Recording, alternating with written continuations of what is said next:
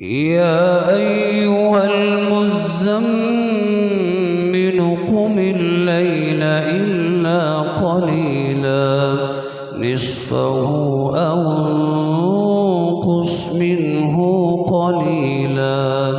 أو زد عليه ورتل القرآن ترتيلا إنا سنلقي عليك قولا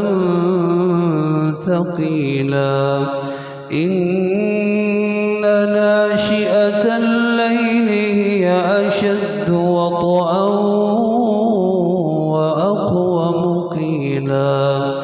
إن لك في النهار سبحا طويلا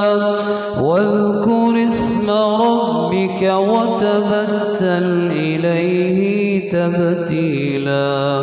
رب المشرق والمغرب لا إله إلا هو فاتخذه وكيلا واصبر على ما يقولون واهجرهم هجرا جميلا وذرني والمكذبين أولي النعمة ومهلهم قليلا إن لدينا أنكالا وجحيما وطعاما ذا غصة وعذابا أليما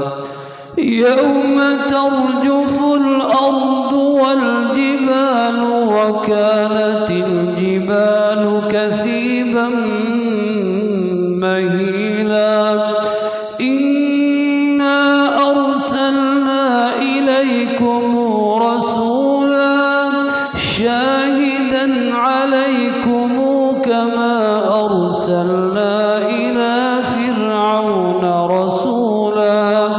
فعصى فرعون الرسول فأخذناه أخذا وبيلا فكيف تتقون إن كفرتم يوما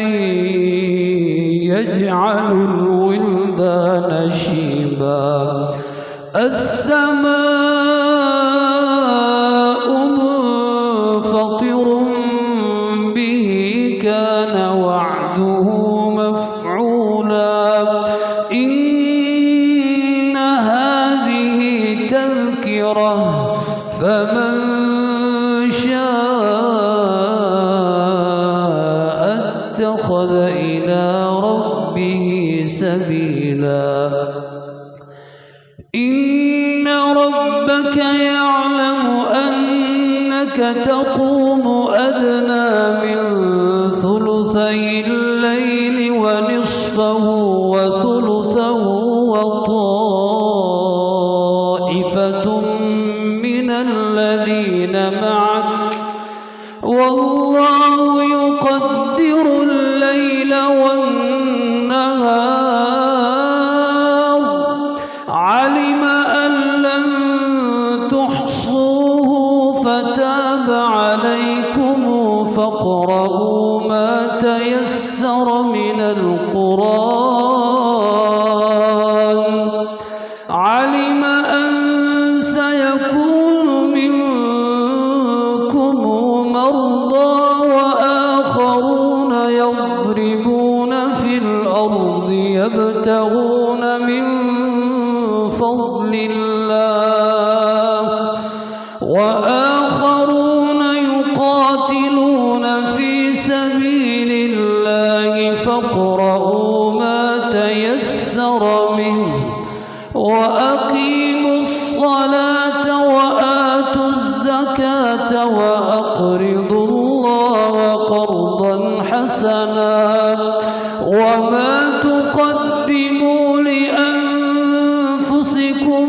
من خير تجدوه عند الله تجدون